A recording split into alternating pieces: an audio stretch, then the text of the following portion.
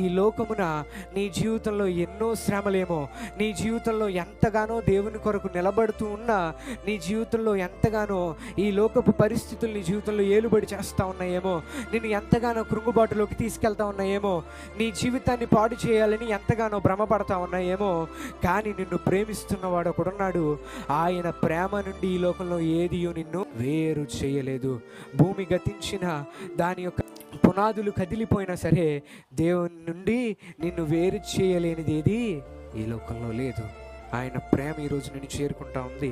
ఆయన ప్రేమను పొందుకున్నావు కాబట్టి ఈ లోకంలో క్రీస్తును నమ్ముకున్న నీవు క్రీస్తు విషయమై శ్రమలు పడతావు, క్రీస్తు విషయమై బాధలు అనుభవిస్తావు, క్రీస్తు విషయమై ఎంతగానో కృంగుబోటులోకి నడిపించబడతావు. కానీ ఏది నీ జీవితాన్ని పాడు చేయలేదు, కానీ ఏది నీ జీవితాన్ని దేవుని దగ్గర నుంచి దూరంగా తీసుకెళ్ళలేదు. ఆయన నిన్ను ప్రేమిస్తున్నవాడు, ఆయన నిన్ను కోరుకున్నవాడు, ఆయన నిన్ను ఎన్నుకున్నవాడు గనుక నీ జీవితంలో ఏది దేవుని దగ్గర నుంచి దూరం చేయదు. దావీదు గారు ఈ విషయాన్ని గుర్తెరిగారు.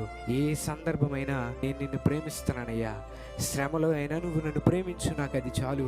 కొంతకాలము శిక్షకు నిన్ను నడిపిస్తాను, కొంతకాలము నిన్ను దండిస్తాను, కొంతకాలము నీ జీవితంలో ఏ ఆశీర్వాదాలు ఉండవు, కొంతకాలము నీ జీవితంలో అనేకమైన పరుగులు. నిరాశపడతా ఉన్నావా? పడకు. దేవుడి నీ జీవితాన్ని అధికమైన స్థాయిలో నుంచోబెట్టును గాక.